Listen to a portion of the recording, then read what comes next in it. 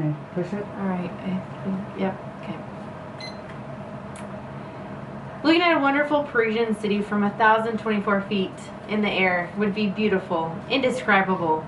Now just think what Gustave Eiffel was thinking when he was climbing 1,000 stairs up to the top to claim his wonderful tower.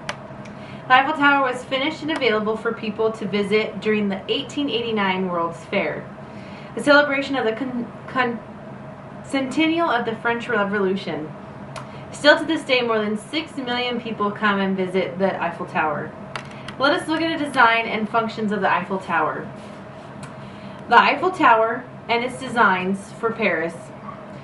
On March 31st, 1889, the Eiffel Tower was dedicated in Paris in a ceremony presided over by Gustave Eiffel, the tower's designer, and attended by French Prime Minister Pierre Teilhard and a handful of other dignitaries, and also 200 construction workers.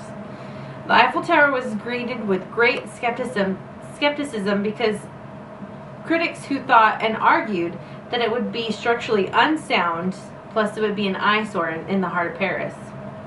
The Eiffel Tower is 984 feet tall and consists of an iron framework supported on masonry piers, and from which rise 4 columns that unite to form a single vertical tower.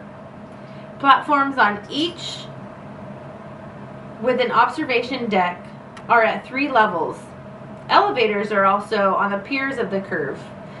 Gustave Eiffel contacted the Otis Elevator Company from the United States to install the tower's famous glass cage elevators. However, the elevators were not completed by March 31st, 1889, and so that's why Gustave Eiffel had to climb the stairs all the way up to put his enormous French tricolor on the structure's flagpole.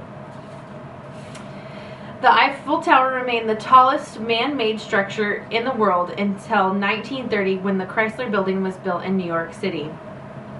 Now here's some background information on the Eiffel Tower.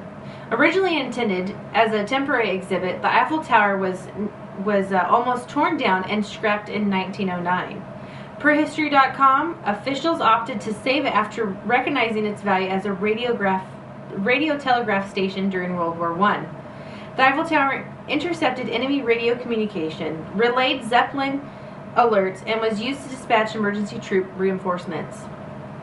It escaped destruction a second time in World War II when Hitler wanted the demolition of the city's beautiful, cherished symbol, but the command was never carried out. During the German occupation of Paris, French resistance fighters famously cut the Eiffel Tower's elevator cable, so the Nazis had to climb the stairs. With the tower being named after Gustave Eiffel, you would think that it would have been his original plan.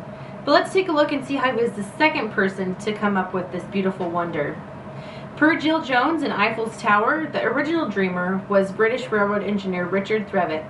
However, with a sudden passing, Gustave Eiffel took over the plans and started constructing what is now known as the Eiffel Tower. In 1833, Richard had suggested creating a 1,000-foot cast iron tower in London. It would have a 100-foot wide masonry base with a tower narrowing at the top to 10 feet with a statue on the summit. It was intended to celebrate the passage of the First Reform Act. In 1874, American engineers Clark and Reeves revived the idea, proposing a 1,000-foot tall tower in the 1876 Philadelphia Centennial Exposition. Their design, however, was a cylinder 30 feet in diameter, stabilized and anchored by thick cables attached to its masonry base. Thank goodness this atrocious chimney was never built. As we see, the Eiffel Tower is one of the most recognizable monuments in the world today. The Eiffel Tower went under a major facelift in 1986 and is repainted every 7 years. The Eiffel Tower has more than 6 million visitors a year, more than any other paid monument. The tower staffs more than 500 people, not only to clean up our messes, but to run the restaurants, to operate the elevators, and ensure the security of the tower. Also showing these visitors beautiful views of Paris. I know one day I will be visiting this magnificent monument and will be thankful for all the knowledge I have about it. Thank you.